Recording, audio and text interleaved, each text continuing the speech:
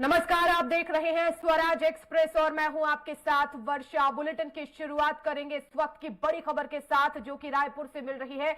BJP ने अपनी तीसरी लिस्ट जारी कर दी है। पंडरिया से बीजेपी ने प्रत्याशी का ऐलान कर दिया है। भावना बोहरा पंडरिया से उम्मीदवार होंगी।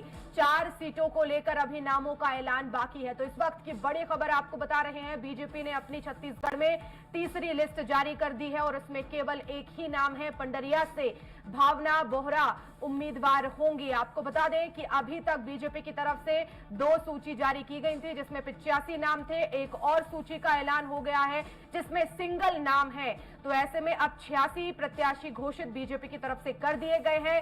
अभी 4 सीटों पर ऐलान होना जो है वो बाकी है। तो बड़ी खबर इस वक्त की आपको रायपुर से बता रहे हैं।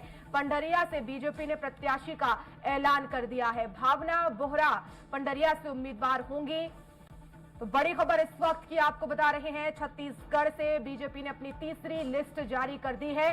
सिंगल नाम का ऐलान यहां पर बीजेपी ने किया है। पंडरिया से प्रत्याशी बनाई गई हैं भावना बोहरा। 4 सीटों को लेकर अभी ऐलान होना बाकी है। तो यानी कि सिर्फ 4 सीटें छत्तीसगढ़ में रह गई हैं जहां पर बीजेपी को प्रत्याशियों का ऐलान करना है। बाकी 86 सीटों पर बीजेपी ने अपने प्रत्याशियों का ऐलान कर दिया है। और इस खबर पर ज्यादा जानकारी के लिए संवाददाता हेमंत शर्मा हमारे साथ लाइव जुड़ गए हैं। हेमंत, पंडरिया से बीजेपी प्रत्याशी का ऐलान हो चुका है। सिंगल नाम तीसरी लिस्ट में आया है। कितना महत्वपूर्ण चेहरा ये बीजेपी के लिए? वैसे ही मां गंगा की पूजा करनी है।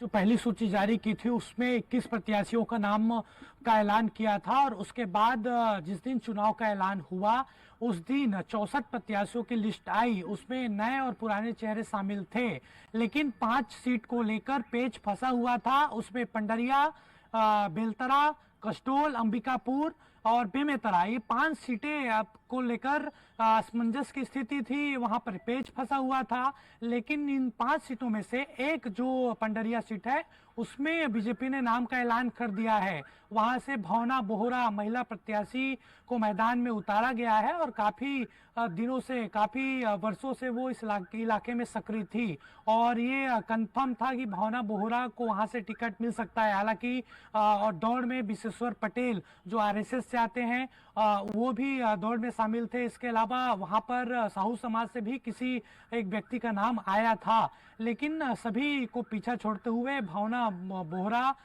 ने टिकट पा लिया है। वहां से वो उम्मीदवार होंगी। भाजपा के विधिवत तौर पर ऐलान कर दिया गया है बीजेपी की ओर से। और भावना बोहरा के बारे में कहा जाता है कि सामाजिक स्तर पर वो इस इलाके में काफी सक्रिय रहती हैं। तो फिलहाल 5 में से 1 सीट यानी पंडरिया का नाम का ऐलान हो गया। अभी भी कसडोल, बेलतरा, बेमेतरा और अंबिकापुर, इन सीटों पर नाम का ऐलान होना बाकी है। लेकिन ऐलान हुआ है नाम का, ये नया चेहरा है। किस तरह से जो है बीजेपी के लिए एक महत्वपूर्ण चेहरा और सिंगल नाम इस लिस्ट में आया है, तो क्या ज्यादा मशक्कत यहाँ पर बीजेपी को नहीं करनी पड़ी? हाँ, देखिए ऐसा नहीं है। 5 नामों का पैनल गया था पंडरिया से और उसके बाद शॉर्टलिस्ट जब नाम किया गया तो 3 नामों का पैनल फिर से आला कमान को भेजा गया था। केंद्रीय चुनाव समिति की जब बैठक कुछ दिन पहले हुई थी तो पंडरिया सीट को लेकर भी चर्चा हुई थी। उसमें मैंने पहले ही नाम बताया कि आरएसएस से जो जुड़े हैं, आरएसएस बैकग्राउंड के हैं विशेश्वर पटेल, और उनके नाम को लेकर चर्चा वहां पर हो रही थी। भावना बोहरा भी उस पैनल में शामिल थी। तमाम चीजों को वहां देखा गया, समीकरण को देखा गया और सक्रियता देखी गई और कार्यकर्ताओं से पूछा गया और उसी के आधार पर भावना बोहरा को वहां से टिकट मिला है। और बाकी जो 4 सीटें हैं, महत्वपूर्ण सीटें हैं, अंबिकापुर, उसको लेकर अभी भी नाम का ऐलान नहीं हो पाया है। वहां पर बीजेपी असमंजस की स्थिति में है कि अंबिकापुर से टीएस सिंहदेव के खिलाफ किसे लड़ाया जाए। वहां पर 3 नाम हैं, मेजर अनिल सिंह, आलोक दुबे और राजेश अग्रवाल।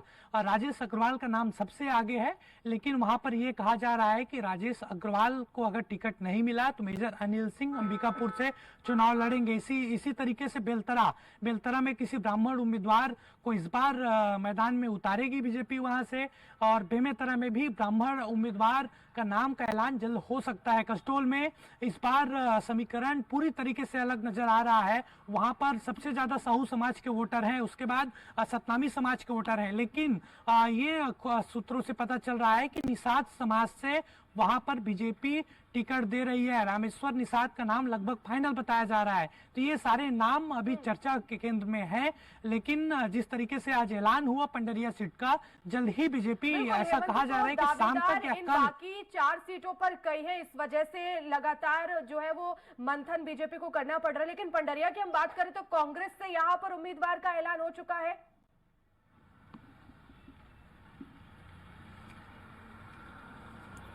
जी, पंडरिया सीट से नाम का ऐलान कांग्रेस ने कर दिया था। जो 30 प्रत्याशियों की सूची कांग्रेस की आई थी, वहां पर सिटिंग एमएलए का टिकट काटा गया था। ममता चंद्राकर वहां से पंडरिया से कांग्रेस की विधायक थी, उनका टिकट काटकर नीलकंठ माफ करिएगा नीलकंठ चंद्रवंशी को टिकट दिया गया है और वो नया चेहरा है। तमाम जाति समीकरण को वहां पर देखा गया है, उसके बाद नीलकंठ चंद्रवंशी को मौका दिया गया है।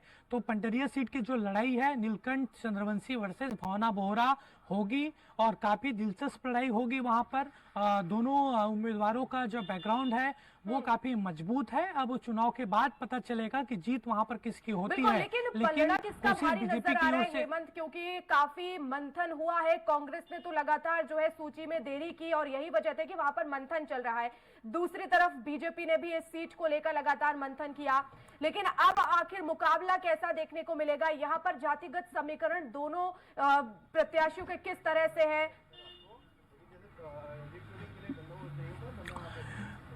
हाँ, देखिए कांग्रेस ने जरूर लेट लतीफी की लिस्ट को लेकर, पहले लिस्ट को लेकर, और पंडरिया सीट में पहले चरण में चुनाव होना है, इसलिए उस लिहाज से भी काफी महत्वपूर्ण है। दोनों प्रत्याशियों के बारे में बात करूं तो पिछली बार 2018 के विधानसभा चुनाव में ममता चंद्राकर कांग्रेस से उम्मीदवार थी और बड़े अंतर से उन्होंने चुनाव जीता था। लेकिन जिस तरीके से सर्वे हुआ, कार्यकर्ताओं से पूछा गया, उस आधार के बाद उनका टिकट काटा गया और उनकी जगह नीलकंठ चंद्रवंशी को टिकट दिया गया है। नीलकंठ चंद्रवंशी नया वहां पर चेहरा है, लगातार पार्टी के लिए, संगठन के लिए वो वहां पर काम कर रहे थे और एक तरीके से उनका जनाधार भी है। जातीय समीकरण के हिसाब से ही नीलकंठ चंद्रवंशी की मांग थी हेमंत की इस बार जो है चेहरा बदला जाए, सक्रियता ज्यादा क्षेत्र में नजर नहीं आ रही है। देखिए कांग्रेस ने कई तरह के सर्वे करवाए थे। मुख्यमंत्री आपको यहाँ पर रोकना चाहूंगी, हमारे साथ इस वक्त भावना बोहरा जो कि बीजेपी से प्रत्याशी बनाई गई हैं पंडरिया से, वो खुद फोन लाइन पर जुड़ गई हैं। भावना जी, बहुत बहुत स्वागत है आपका स्वराज एक्सप्रेस में। बहुत धन्यवाद आपको। और सबसे पहले तो आपको बहुत बहुत मुबारकबाद कि आपको प्रत्याशी वहां से बनाया गया है। अब आखिर किस तरह से आप वहां की जनता के लिए काम करेंगी, क्या कुछ लक्ष्य होगा? जी बिल्कुल, सबसे पहले तो आपके माध्यम से मैं सब जो भारतीय जनता पार्टी के जितने वरिष्ठ हैं, केंद्रीय नेतृत्व है, हमारे प्रदेश अध्यक्ष आदरणीय डॉक्टर साहब का और समस्त कार्यकर्ताओं का बहुत धन्यवाद करना चाहूंगी कि जिनके विश्वास के बलबूते पर यहाँ तक पहुंची हूँ आज में और मुझे पंडरिया विधानसभा से भारतीय जनता पार्टी के प्रत्याशी के रूप में अवसर मिला है। निश्चित ही देखिए, एक पहला ये चरण है और चुनाव मुझे लगता है आने वाले भविष्य का निर्धारण करती है और मैं सिर्फ यही कहना चाहूंगी, जिस विश्वास के साथ भारतीय जनता पार्टी ने मुझे यहाँ पे दायित्व दिया है, पूरी निष्ठा के साथ चुनाव के बाद भी मैं उन दायित्वों को पूरा करूंगी। जो भी संकल्प एक भारतीय जनता पार्टी के सिपाही के रूप में मुझे यहाँ पे पूरा करना है, निश्चित ही उन सब पायदानों पर मैं बिल्कुल कोशिश करूंगी कि विकास उस क्षेत्र में बिल्कुल लेके जाऊं। मेरा सबसे पहली प्राथमिकता यही रहेगी। ठीक है भावना जी, लेकिन नीलकंठ चंद्रवंशी से आपका मुकाबला है और पिछले चुनाव की अगर हम बात करें 2018 में तो यहाँ से कांग्रेस भारी बहुमत से जीत हासिल की थी। हालांकि कांग्रेस ने अब यहाँ से चेहरा बदल दिया है, तो क्या लगता है आपको अब मुकाबला यहाँ पर दिलचस्प होगा? कितनी टक्कर आप दे पाएंगे? देखिए, पंडरिया की जनता इस चीज को, इनफैक्ट छत्तीसगढ़ के साथ साथ पंडरिया की जनता बहुत अच्छे से इस चीज को जानती है कि पिछले 5 साल के कार्यकाल में कांग्रेस के जो यहाँ पे भ्रष्टाचार हुआ है, जो विकास जो बिल्कुल ठप हो गया है, जो जितने भी यहाँ पे गलत गतिविधियां हुई, जनता हर एक चीज से वाकिफ है। मुझे लगता है कि जनता ऐसी कोई चीज नहीं जिनको वो नहीं जानती और इस बार बहुत सोच समझ करके वो विचार करके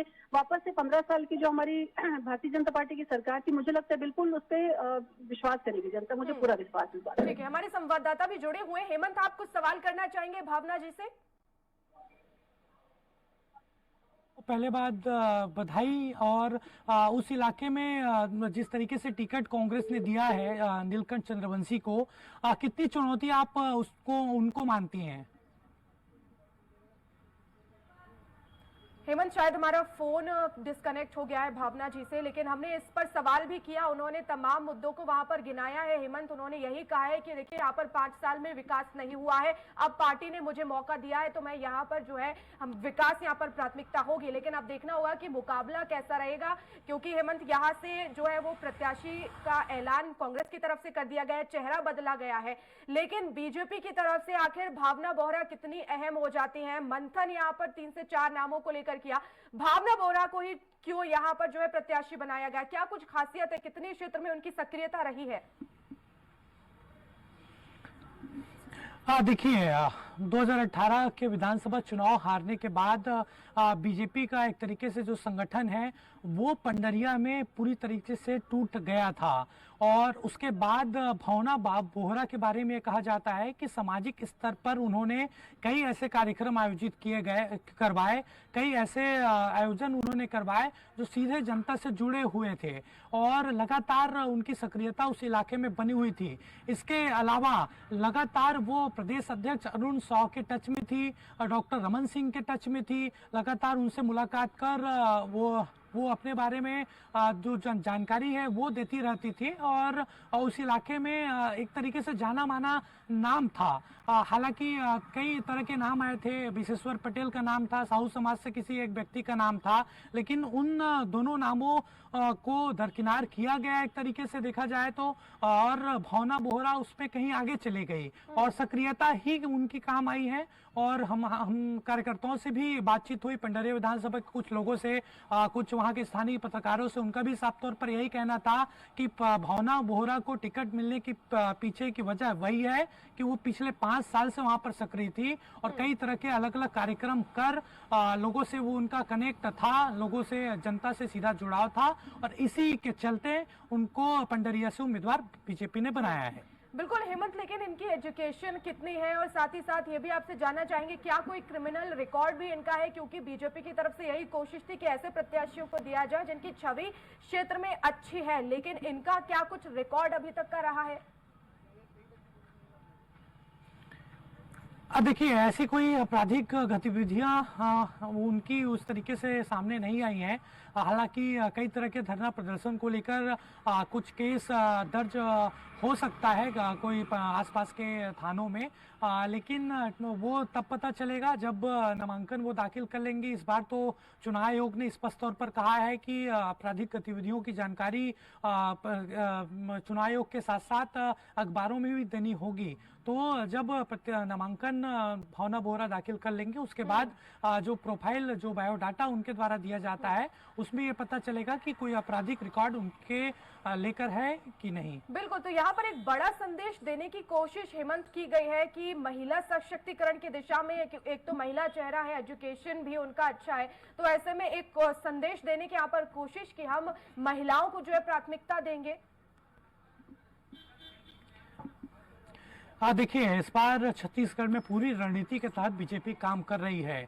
पहली लिस्ट और दूसरी लिस्ट को अगर ध्यान से देखा जाए तो कुल मिलाकर 13 महिलाओं को टिकट दिया गया है और जिस तरीके से पंडरिया सीट में ऐलान किया गया, अब 14 जो महिला प्रत्याशी हैं वो मैदान में हैं। तो सीधा संकेत, जिस तरीके से वहां पर विशेष सत्र बुलाकर संसद का बिल पास करवाया गया, महिला आरक्षण बिल, और उसके बाद अलग अलग जो राज्यों में चुनाव हो रहे हैं वहां पर महिला प्रत्याशियों को मौका दिया जा रहा है, तो सीधा संकेत देने की कोशिश सही है कि महिलाओं का सम्मान बीजेपी करती है। और पूर्व मुख्यमंत्री डॉक्टर रमन सिंह समेत तमाम जो नेता हैं बीजेपी के, उन्होंने भी लिस्ट डिक्लेयर होने से पहले साफ तौर पर कह दिया था कि महिलाओं को प्राथमिकता दी जाएगी और उसी के आधार पर पहली लिस्ट और दूसरी लिस्ट और फिर तीसरी लिस्ट जो सिंगल नाम का ऐलान हुआ है उसमें महिलाओं को प्राथमिकता दी गई। लेकिन बाकी 4 नामों का ऐलान कब और पहले चरण में क्या इन 4 नामों में से सीटें शामिल हैं?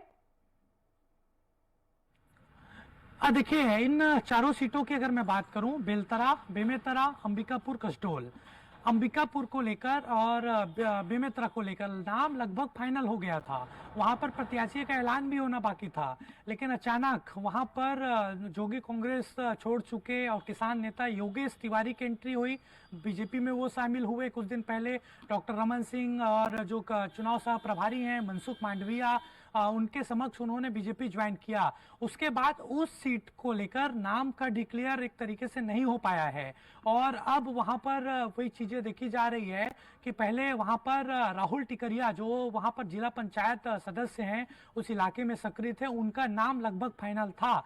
लेकिन जैसे ही योगेश तिवारी की एंट्री हुई, अब उस सीट को लेकर पेच फंसा हुआ है। ऐसा कहा जा रहा है कि अब राहुल टिकरिया की जगह योगेश तिवारी को उम्मीदवार वहां से बनाया जाएगा, क्योंकि योगेश तिवारी वहां पर काफी सक्रिय थे और बैकग्राउंड भी उनका काफी मजबूत है राहुल टिकरिया के मुकाबले।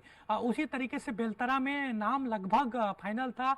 प्रवीण दुबे जो आरएसएस बैकग्राउंड से उनका नाम सामने आया था, लेकिन अब ये कहा जा रहा है कि सुशांत शुक्ला जो जिनको प्रदेश प्रवक्ता भी बनाया गया है बीजेपी में और वो इस इलाके में सक्रिय हैं, उनको अब उम्मीदवार वहां से बना सकती है तो बीजेपी। 4 सीटों पर अभी भी पेच फंसा हुआ है, लेकिन पंडरिया में बीजेपी और कांग्रेस के बीच मुख्य मुकाबला है या फिर तीसरी पार्टी भी यहाँ पर जो है दम भर रही है? देखिए, बीजेपी और कांग्रेस ने तो प्रत्याशियों का ऐलान उस सीट पर कर दिया है, लेकिन जोगी कांग्रेस ने अब तक पत्ता नहीं खोला है। और पिछली बार जब 2018 के विधानसभा चुनाव हुए थे, तब वहां पर प्रत्याशी उतारा था जोगी कांग्रेस ने और उस प्रत्याशी ने काफी वोट वहां से बटोरा था। लेकिन इस बार अभी तक कुछ क्लियर नहीं है कि जोगी कांग्रेस वहां से प्रत्याशी का ऐलान करेगी या नहीं। चलिए, बहुत शुक्रिया हेमंत तमाम जानकारी के लिए। और बढ़ते आगे, झाबुआ के दौरे पर रहेंगे सीएम शिवराज सिंह चौहान। थांदला में